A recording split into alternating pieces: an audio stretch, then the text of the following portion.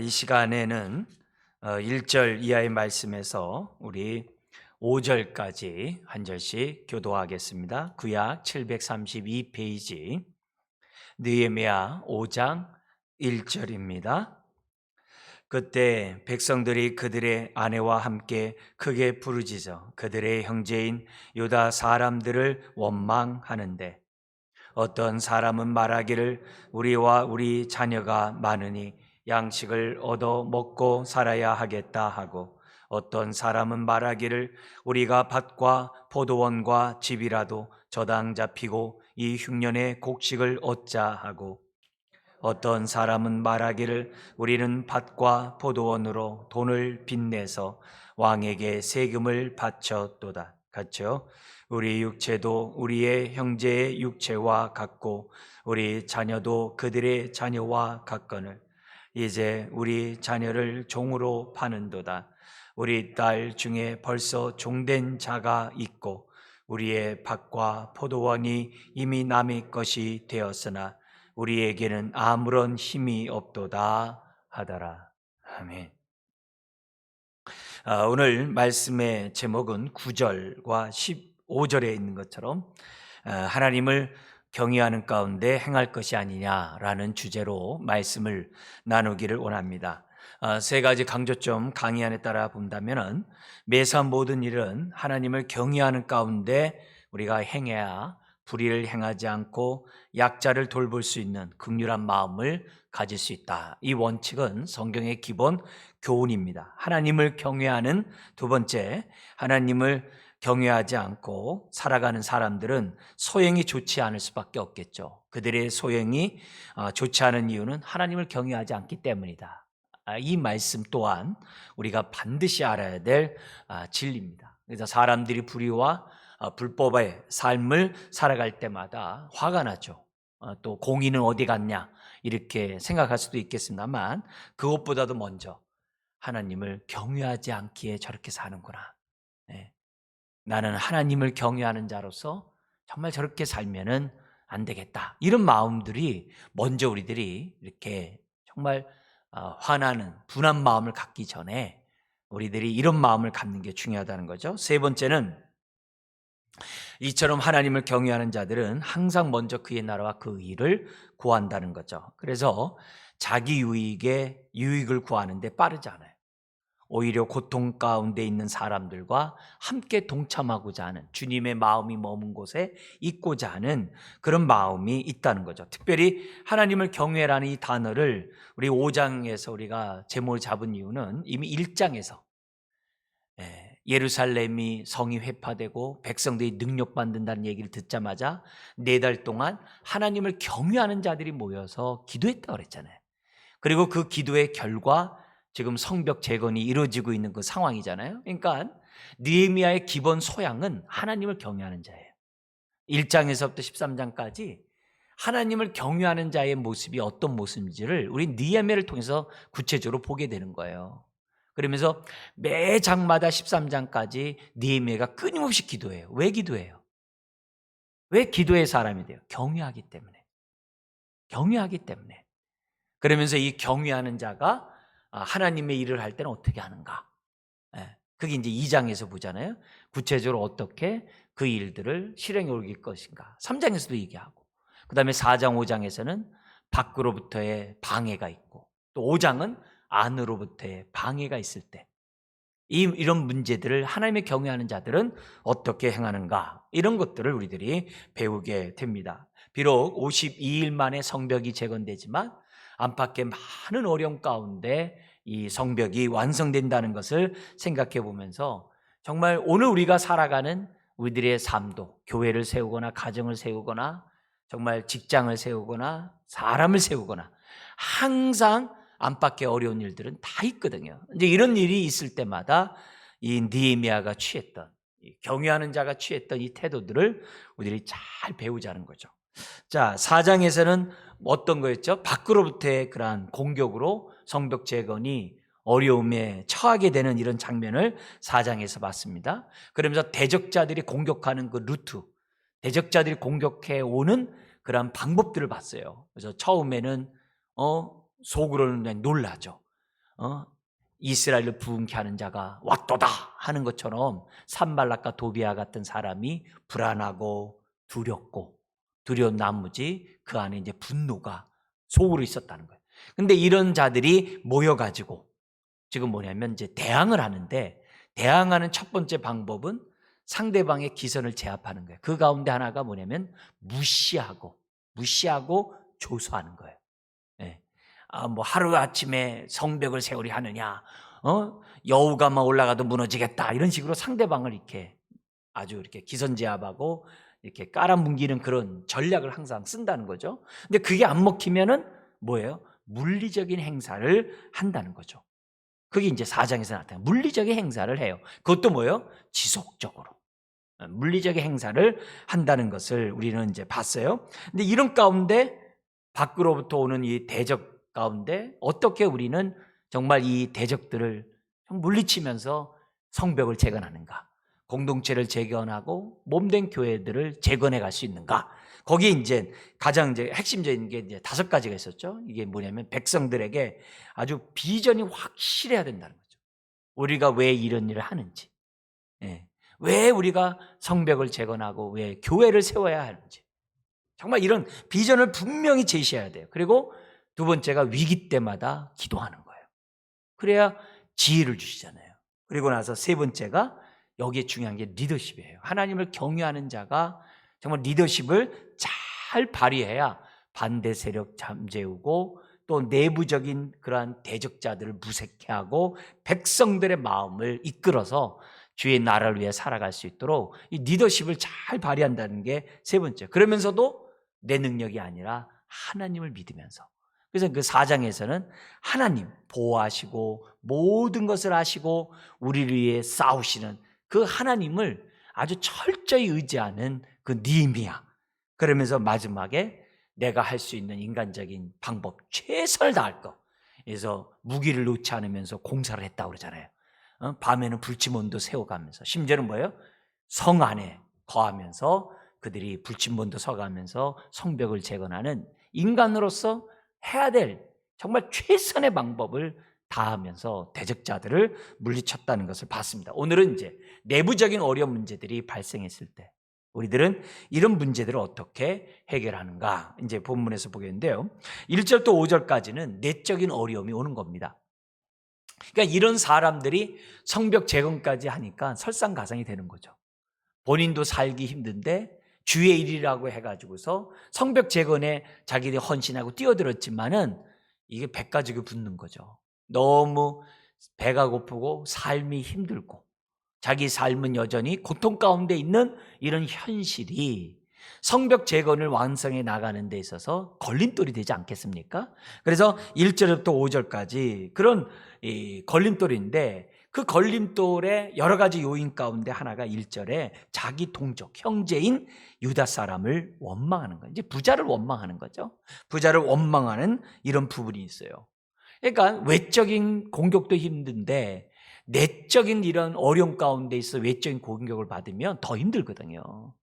이런 상황에서 성벽을 재건해 나간다는 것은 이게 쉬운 일이 아니에요.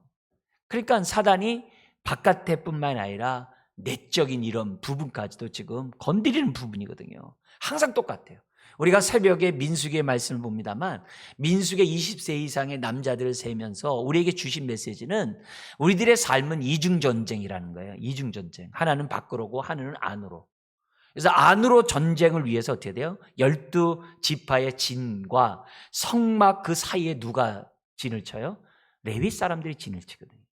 아무도 성벽에 이 성막에 접근하지 못하도록. 그래서 내적인 거룩함에 정말 온 힘을 쏟는 자들이 레위 지파들이거든요. 그리고 바깥의 12지파는 외부로부터의 공격으로부터 싸움을 하는 거거든요. 그래서 우리들의 전쟁은 이중전쟁이라는 것을 가르쳐주는 것이 민수기예요. 민수기예요. 그러니까 이 메시지 속에서 이 원칙은 느헤미야 똑같은 거예요. 내적인 이 전쟁에서 우리들이 이 거룩 전쟁에서 실패하면은 바깥에를 막아낼 힘이 없는 거예요. 그러나 내적인 전쟁에서 승리를 하면은 싸울 힘이 있는 거예요. 지속적으로. 그걸 우리들에게 지금 이 성경은 가르치고 있는데, 오늘 여기 보니까 내적인 어려움은 다른 게 아니라 자기 형제, 이 동족의 문제 때문이라는 거죠. 그래서 거기 보면 2절에 보면은 곡식이 부족해요. 왜냐면은 3절에 보니까 흉년이 또 임하게 되는 거예요. 항상 시절이 좋은 절만 있는 게 아니잖아요. 눈보라 칠 때가 있잖아요. 그러니까 흉년이고 먹을 양식이 부족한 그런 상황이 지금 2절에 이제 등장하게 됩니다. 그리고 3절에 흉년 때 먹고 살기 위해서 밭과 포도원과 집을 저당을 잡히는 거예요. 저당을 잡히는 상황이 된 겁니다. 4절에는 이런 저당에서 배고픔을 해결하는데 설상가상 뭐가 있냐면 세금을 바쳐야 돼요. 총독이나 왕에게 세금을 바치기 위해서 뭐냐면은 밭과 포도원으로 빚을 내 가지고 세금을 내요. 예. 세금을 내는데 자기 수입에서 내는 게 아니라 빚을 내 가지고 세금을 내는 것은요, 이건 원성이 이건 자제할 수밖에 없는 그런 내용이죠. 그리고 5절에 보니까는 심지어는 종들, 자기 자녀들이 종으로 팔려가게 돼. 그리고 자기 신들이 저당을 잡혔던 밭과 포도원을 찾아올 능력이 없는 거예요. 이건 절망인 거죠. 그러니까 1절에 또 5절 정도 된다 그러면요, 밀란이 일어날 정도죠. 네. 이런 일들이 우리나라에서 벌어진다, 이게 쉬운 부분이 아니죠. 굉장히 어려운 이런 상황이 있는 거죠. 그래서 이런 모습을 보면서 정말 하나님이 참 왜 안 도와주냐, 이 다 하시는 하나님이 왜 이런데 흉년을 만나게 하고 이런 어려운 일을 만나게 하죠. 성벽 재건이 불가능하게 하느냐. 항상 우리들의 삶에 그렇거든요. 그럴 때마다 마음에 갈등이 생기죠. 과연 하나님이 나와 함께 하는가? 의심이 생기죠. 또 뭐예요? 불안하죠. 두렵죠. 이런 생각들이 항상 우리들의 삶 속에 엄습해요. 논리적이고 합리적으로 생각해 볼 때 이거는 절망이라는 거죠. 근데 하나님의 역사를 보면은 항상 우리와 함께 하시는 하나님은 우리의 형편과 처지를 다 알고 계신다는 거예요. 아시는 하나님이 왜 이런 환경을 허락했냐 이거죠. 이런 속에서 하나님을 경외하는 자들은 기도하거든요. 그러면서 전능하신 하나님, 선한 목자이신 하나님께 신뢰를 두면서 몸부림치는 거거든요. 그런 것을 우리들이 느헤미야를 통해서 저와 여러분들이 배우셔야 돼요. 예? 넉넉하지가 않아요. 살아가는 삶이 그렇게 생각대로 편하게 돌아가질 않아요. 얼마나 많은 문제들이 우리에게 안팎에, 더구나 우리 안으로 골마 터진 것들이 얼마나 많은지 모릅니다. 예. 이런 모든 환경을 다 아시는 하나님, 그러나 내적인 환경 또한 뭐예요? 성벽 재건할 수 있는 능력이 없는 거예요. 성벽 재건할 수 있는 분위기가 없는 거예요. 그들이 믿음으로 시작하고 비전으로 시작했지만 실상은 성벽을 잴 수 있는, 세워갈 수 있는 능력이 없는 거예요. 근데 그런 데서 하나님이 성벽 재건을 완성하게 하셨다. 이 할렐루야인 거죠. 우리들의 삶도 마찬가지죠. 사람들은 배를 보고 발을 뻗으라 그러잖아요. 그건 세상 얘기고, 우리는 뭐예요? 그렇지 않아도 하나님의 뜻이면 우리들이 발을 뻗어야 되는 거예요. 기도해야 되는 거예요. 예. 계산 하고 하다 보면은 우리는 안 되는 거예요. 사단이 항상 그러잖아요. 너 그거 먹으면 너 정말 죽냐? 묻는 거죠. 참으로 뭐뭐뭐 하시더냐? 그것을 먹으면 정말 죽느냐? 그렇게 묻거든요. 그럼 논리적으로 볼 때 저거 먹는다고 저기 죽겠어요? 거기에 뭐가 픽 들어오는 거예요. 하나님처럼 눈이 밝아질까? 예?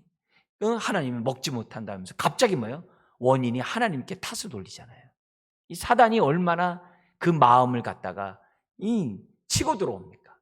이런 일들이 얼마나 많은지 몰라요. 그렇지만 이런 상황에서도 하나님은 위대한 역사를 이루어 가신다, 이런 믿음, 그리고 나와 함께하는 하나님이, 이걸 다 하시는 하나님이 왜 허락했을까 생각하면서 하나님의 지혜를 구하는 이런 믿음, 이런 기도들이 오늘 저와 여러분들에게 있어야만 한다는 거죠. 자, 이런 상황이면 성벽 재건 못해요. 이런 상황이면 어떻게 돼요? 먼저 이 문제 막 어떻게든지 간에 막 해결하고, 정치적으로 해결하고, 또 곡식들 막 하면서 성벽 재건은 지연될 수밖에 없는 그런 상황일 거예요. 정말 너무나도 기가 막힌 상황인 거예요. 근데 기도의 사람, 하나님을 경외하는 느헤미야는 이 사태를 어떻게 헤쳐나가는지를 보자는 거예요. 그래서 여러 가지 해결하는 방법들이 있잖아요, 우리들의 삶 속에. 근데 느헤미야가 하는 방법도 있다는 거예요. 이런 방법을 오늘 우리들이 배웠으면 좋겠어요. 그래서 첫 번째는 뭐냐면은, 그런 얘기를 듣자마자 6절에 백성의 부르짖음과 이런 말을 듣고 어떻게 돼요? 본인이 크게 노하였어요. 너무나도 화가 났어요. 그런데요, 7절을 보십시오. 같이 한번 읽겠습니다. 깊이 생각하고 귀족들과 민장들을 꾸짖어 그들에게 이르기를 너희가 각기 형제에게 높은 이자를 취하는도다 하고 대회를 열고 그들을 쳐서. 이 첫 번째 모습은 뭐냐면요, 그런 상황이 있을 때 얼마나 분이 나요. 얼마나 화가 납니까? 그죠? 같은 동족에게 이자놀이나 하고 있고, 같은 동족에게 종으로 사고 팔고, 이거 얼마나 화가 나요. 말도 안 되잖아요. 그죠? 이런 상황에서 느헤미야는 화가 났지만 깊이 생각했다는 거예요. 이게 중요한 거예요. 우리들이 살다 보면요, 크게 분노하면요, 그냥 우리가 어떻게 돼요? 막 뒤받을 수 있어요. 막 세게 얘기할 수 있어요.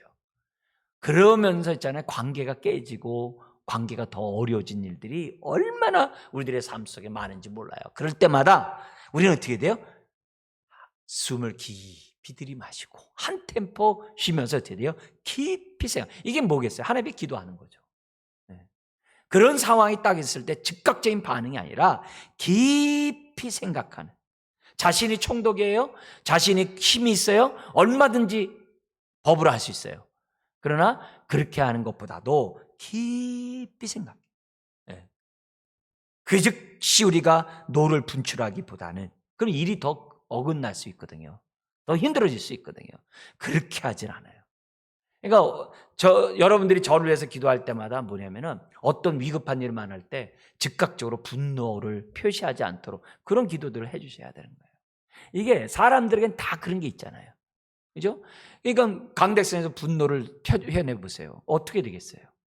어떻게 되겠어요? 그건요, 더 걷잡을 수 없는 일들이에요. 그래서 제가 분노를 표출하면은, 기도가 필요할 때구나. 예. 그렇게 여러분들이 생각하고 불쌍히 여겨주셔야 돼요. 기도하셔야 돼요. 이건 저만이겠어요? 여러분도 마찬가지예요.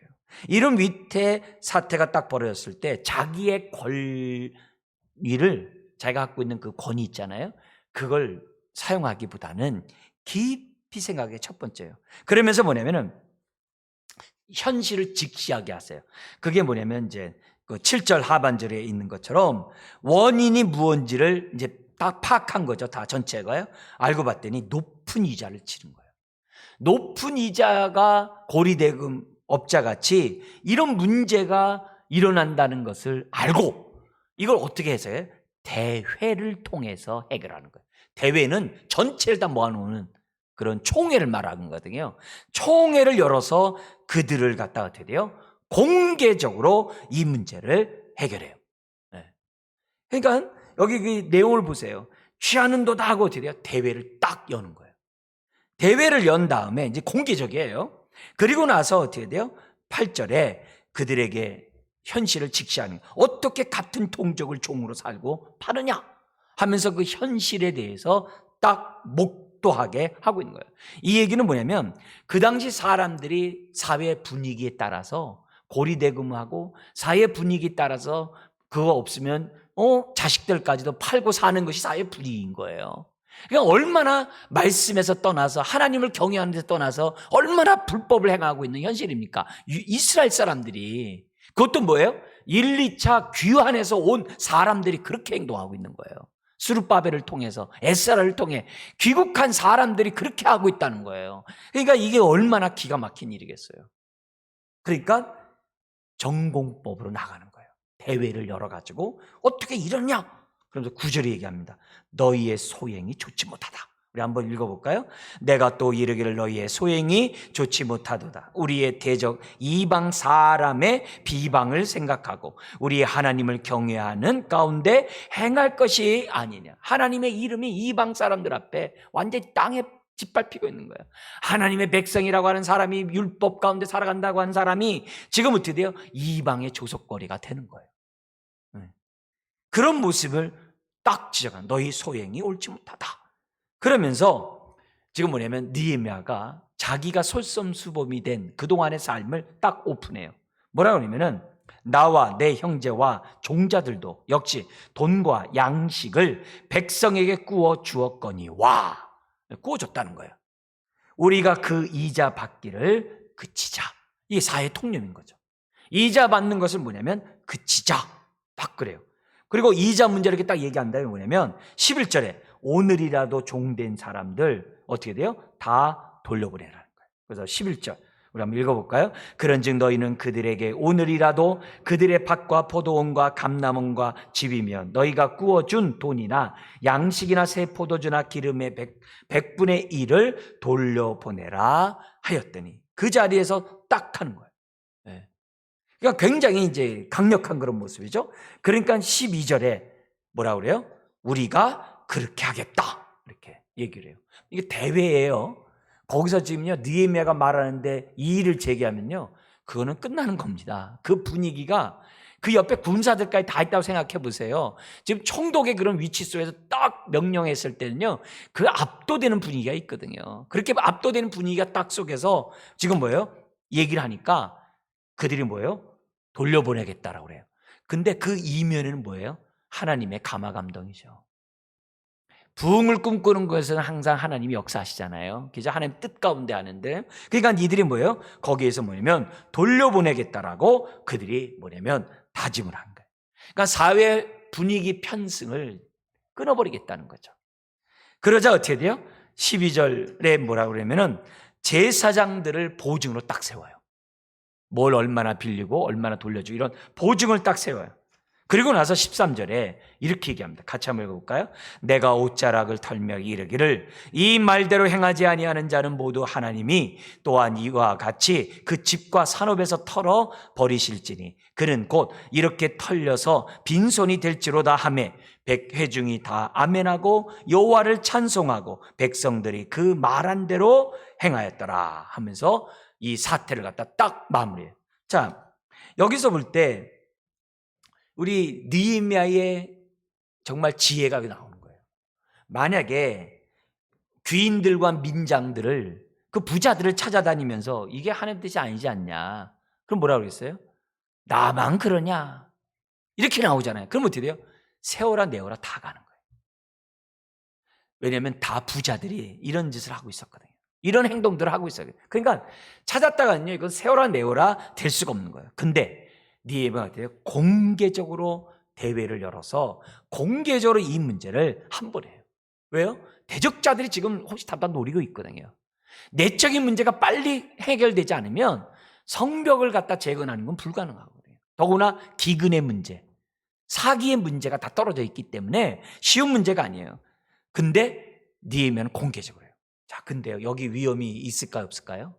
만약에 민장들과 귀인들이 당신이 우리한테 총독이라고 이런 식으로 지금 무력으로 지금 억압으로 우리 하려고 해? 우리 비협조 하겠어.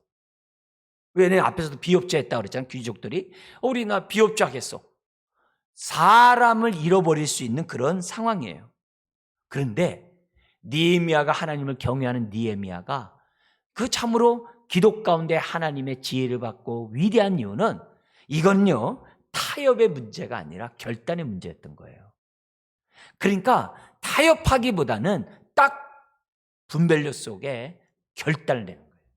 담대한 저들이 비협조적으로 심지어 대적과 내통해가지고 저들이 우리를 해방하는 그런 위기가 있다 할지라도 하늘의 하나님, 느헤미야가 늘 그거 아니에요. 하늘의 하나님, 전능하신 하나님이 이 일을 도와줄 것이다라는 그 믿음 속에서 느헤미야는 어떻게 돼요? 공개적으로 하되 타협하는 게 아니라 딱 결단을 내림으로 이 문제를 해결하고자 했다는 거죠. 그래서 때로는 우리가 상대방의 의견을 들어보고 토론도 되게 중요해요. 다른 데서는요.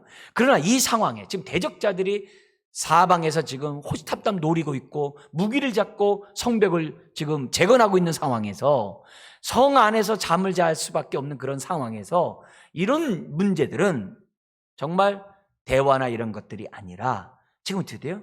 이해관계 이런 거 하는 게 아니라 딱 지휘자의 리더십에 의해서 지금 이 문제를 느헤미야가 했다는 거예요. 이게 벌써 하나님을 경외하는 사람의 그 상황의 분별력, 그 결단이 우리들이 배워야 될 그런 모습이에요. 근데 느헤미야가 이렇게 정말 단호하게 얘기할 수 있었던 건 뭐예요? 벌써 자기 희생이 있었기 때문이에요. 뭐예요? 나도 이 자를 끝이겠다는 거잖아요.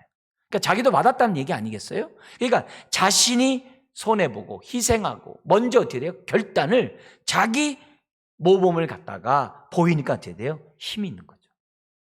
그리고 느헤미야가 평소에 이런 식으로 많이 했었다고 한다면 설득이 없었겠죠. 그러니까 평소의 삶이 이미 그는 본을 보이는 삶을 살아가고 있었기 때문에 위기 때 설득력에 힘을 발하는 그런 것들을 우리들에게 보여주고 있어요. 그러니까 저나 여러분도 마찬가지예요. 평소에 왜 하나님을 경외하면서 우리가 신실하게 살아야 되느냐? 마지막 위기 때 상대방이 날 믿어주니까. 이게 굉장히 중요해요. 위기 때 내가 한 말을 상대방이 있는 그대로 받아줄 수 있는 자가 되기 때문에 평소에 저와 여러분들이 정말 느헤미야 같이 하나님을 경외하는 이 모습을 저와 여러분들이 가져야만 한다는 거죠. 그래야 위기 때 그 지도자인 정말 이 문제를 해결하는 느헤미야의 말이 먹히는 거예요. 먹히는 거예요. 이런 것들이 모든 지도자들이 가져야 될 덕목 가운데 하나라는 거죠. 그래서 하나님이 이런 믿음의 결단했을 때 뒤에서 감화감동하셔서 민장과 귀족들이 순종해서 조건 없이 돌려보내고 원상회복하는 이런 일들을 우리에게 지금 보여줘요. 그러면서 뭐냐면은 거기 보니까 100분의 1을 갖다가 더하여, 그죠? 기름의 100분의 1을 돌려보내라 하면서 그 즉시 정말 필요한 것들을 갖다가 빨리 채워줄 것을 지금 말하고 있는 거죠. 그러니까 느헤미야는 자신의 유익을 구하면서 다른 사람의 희생을 구하지 않았어요. 자신이 먼저 뭐예요? 포기함으로 다른 사람들을 동참시키는 이런 리더십은 저와 여러분들이 기억해야 됩니다. 그래서 정리해 보면은 위기가 올 때 해결하는 느헤미야의 세 가지 지혜. 첫 번째는 뭐예요? 7절에 있는 것처럼 깊이 생각하는 게 필요해요. 위기를 당할 때마다 기도하면서 깊이 생각해요. 무작정 감정으로 맞대응하고 폭발하는 것보다도 딱 해야 돼요.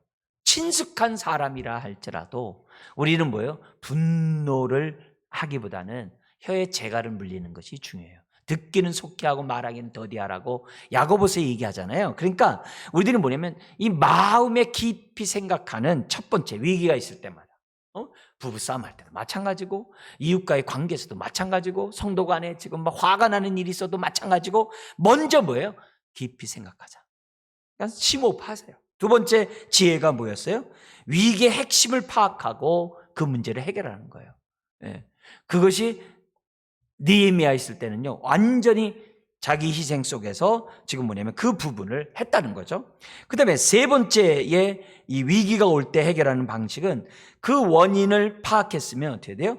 그 원인을 구체적으로 그 문제가 해결될 수 있도록 그 뭐냐면 실행할 것을 지금 뭐냐면 느헤미야의 지혜를 통해서 보여줍니다. 자, 그러면서 한 가지 더 우리가 교훈을 얻을 것이 뭐냐면 경로의 필요성이에요.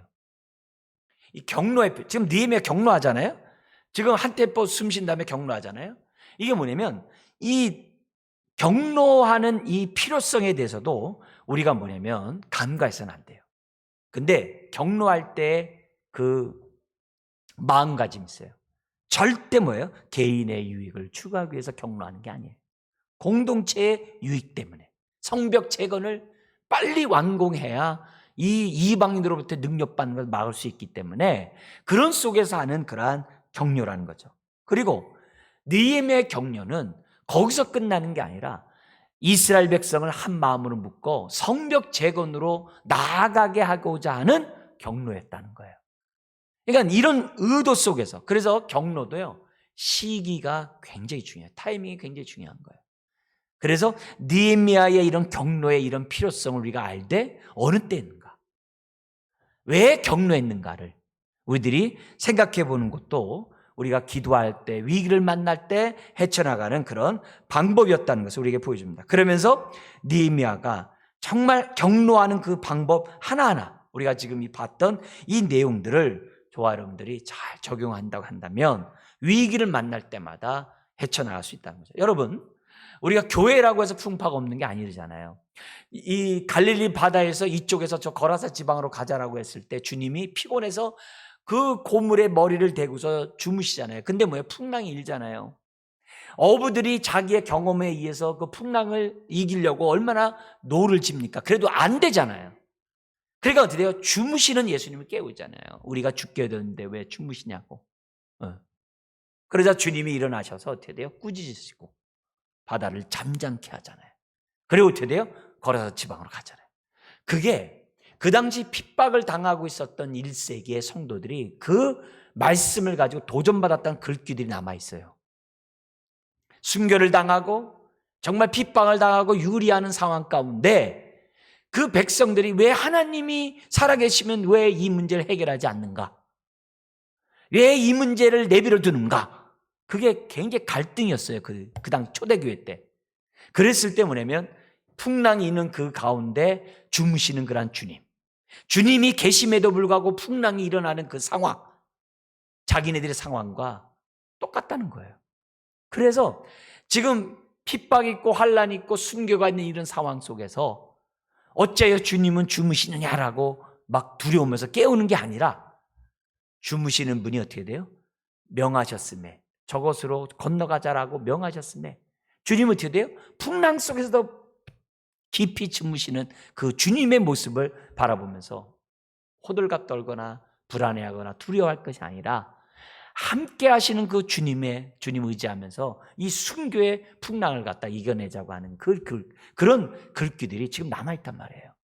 그러니까 우리들의 삶 속에서도 마찬가지예요. 우리들이 신앙생활하면서 우리가 교회 안에서도 가정 안에서도 하나님을 경외하는데 풍랑이 없냐 이게 아니에요. 얼마든지 있다는 거예요. 중요한 거는 그 순간에 하나님을 경외하면서 우리들이 그냥 느헤미야 이런 지혜 가운데 우리들의 믿음의 행동들을 저와 여러분들이 해야 한다는 것을 우리들에게 가르쳐줘요. 그러니까 이런 느헤미야의 평소에 하나님을 경외하면서 그 본이 되는 그런 삶이나 위기 때 자기의 희생을 먼저 보이는 이런 모습들이나 그런 결단력 있는 이런 행동들 하나하나가 정말 하나님이 함께하는 증거죠. 우리들이 배워야 하는 거죠.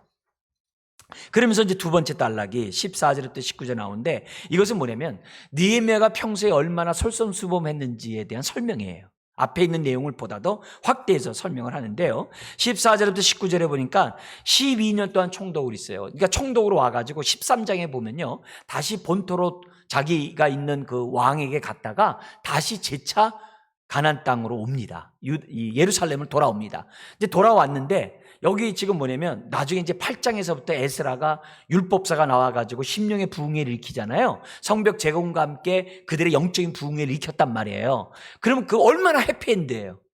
그리고 느헤미야는 어떻게 돼요? 왕에게 갔어요. 그리고 다시 와요.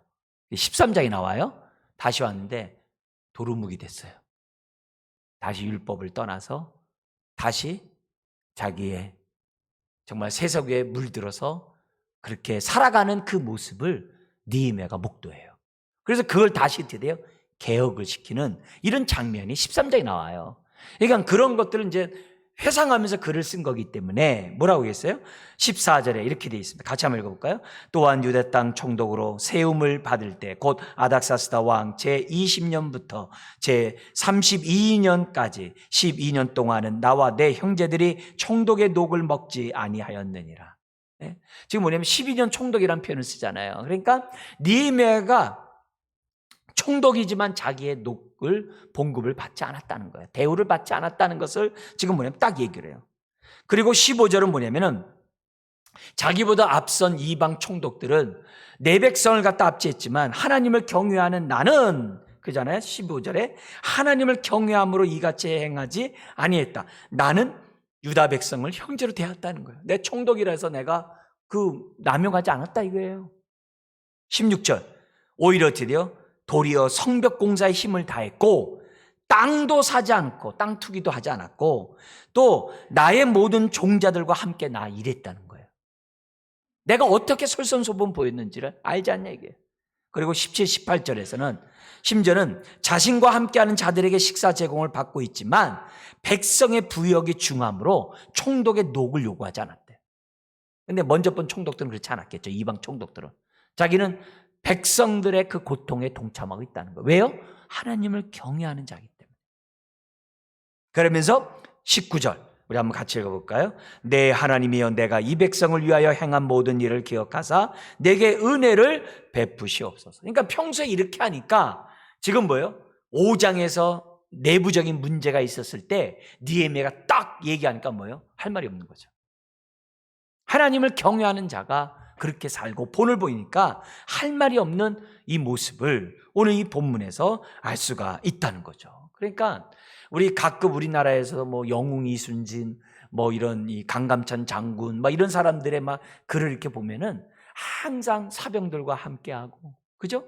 사병들과 함께 정말 그 고락을 정말 이렇게 하면서 그렇게 전쟁에서 이긴 이런 모습들이 나오잖아요. 항상 위대한 영웅들 그런 장군들 보면은 느헤미야의 모습들을 항상 보잖아요. 그잖아요. 그러니까 백성들의 그런 마음을 사는 이런 행동들은 정말 성벽을 재건하는 데 있어서 또 뭐예요? 교회를 재건하고 가정을 재건하는 데 있어서 너무너무 중요한 거예요. 너무나 중요한 거예요. 그렇기 때문에 우리가 평소에 하나님을 경외하는 가운데 살아가는 그 신앙은 너무나도 중요해요. 그죠? 그동안의 그 열매가 그 시간에 나타난다는 것을 생각해 본다고 한다면 이런 귀절들은 오늘 우리들에게 많은 목회자인 저를 뭐 두말할 것도 없겠죠. 그죠? 그래서 풍파가 문제가 아니에요. 함께 하시는 주님은 주무시고 계신다고 편안히. 예? 베드로 보세요. 내일 목이 날아가는데 어떻게 돼요? 내일 죽는데도 뭐예요? 천사가 깨울 정도로 쿨쿨 자고 있잖아요. 예? 베드로 보세요. 어떻게 그럴 수 있겠어요? 그러니까 우리들의 정말 영성이 내일 죽음 앞에서도 정말 쿨쿨 잘 수 있는 그런 영성. 정말 주님과 같이 이렇게 배 고물에서 주무실 수 있는 그런 영성들이 정말 우리들에게 필요한 거거든요. 그래서 위기를 만난 이 느헤미야 이 모습을 보면서 하나님, 주님, 우리도 이런 모습으로 위기들을 대처나갈 수 있도록 도와주십시오. 사실 어려운 일이 있으면 한숨부터 나오잖아요. 나를 힘들게 사는 일이 있으면 막 뒤받고 싶은 게 우리들이잖아요. 그런 즉각적인 반응을 할 수밖에 없는 우리들인데 느헤미야는 그렇지 않았다 그러잖아요. 깊이 생각, 기도하는 거거든요. 그리고 문제의 원인을 딱 분별하잖아요. 그리고 이것을 해결하는 방법은 전체 총회를 모여가지고, 예. 그리고 뭐예요? 자신의 삶을 빗대어서 먼저 자기가 딱 손해보고 희생하고 자기의 어떤 그런 내려놓음이 먼저 딱 있으니까 사람들이 동참하는 거죠. 그러면서 마지막 한 말 보세요. 내 말대로 하지 않으면 이것대로 하면 발에 먼지를 떨어버리라.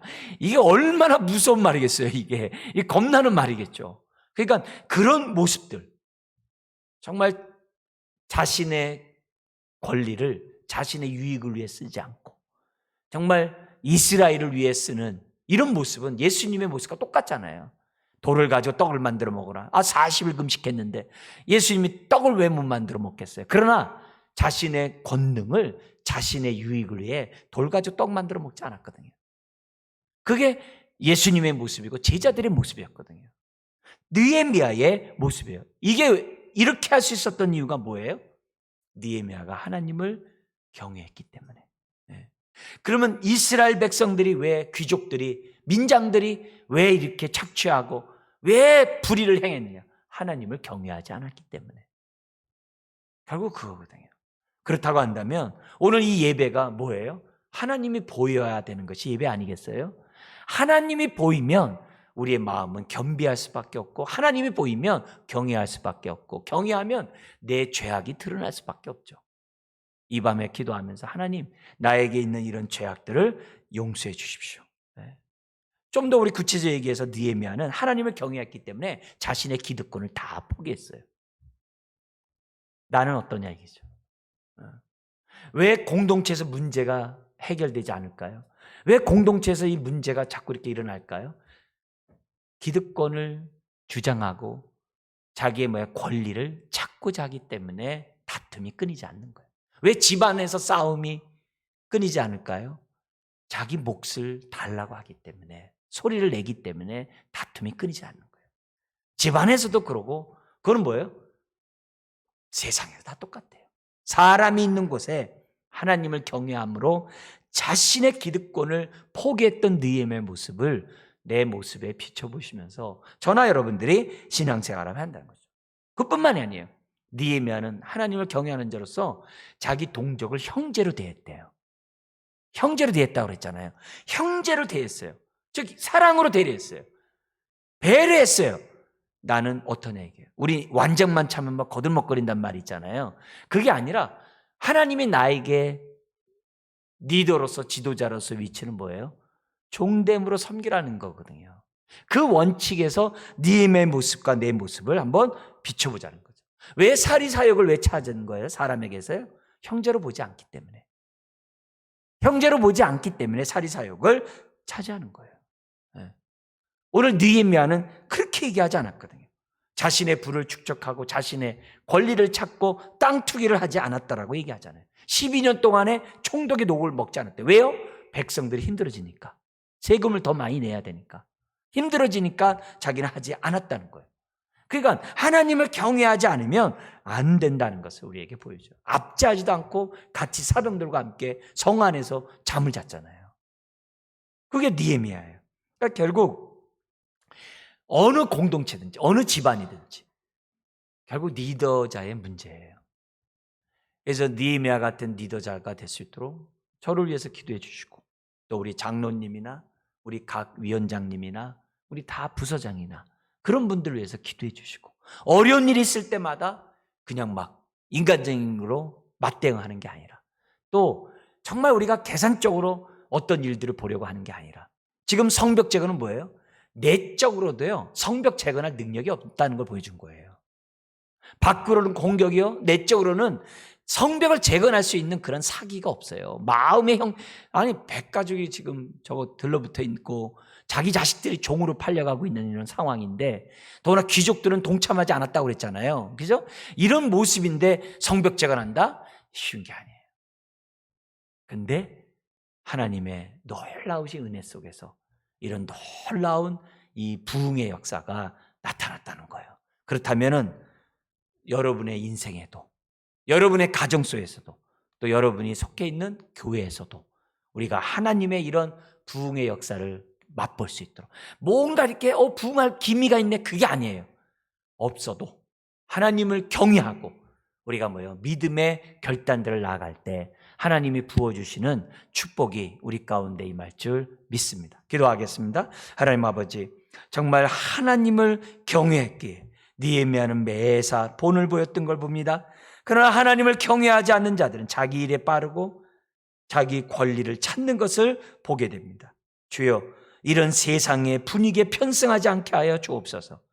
주여 우리가 깨어있게 하시고 하나님을 경외하는 자로서 주 앞에 설 수 있도록 은혜를 더하여 주옵소서. 이 밤에 주 앞에 나와 간구하는 한 심령에게 다시 한번 살아계신 하나님이 주여 눈앞에 보이게 하시고 그 하나님을 경외함으로 하나님의 지혜 속에 주여 우리들이 순종하며 살아가도록 역사하여 주옵소서. 예수님의 이름으로 기도드리옵나이다. 아멘.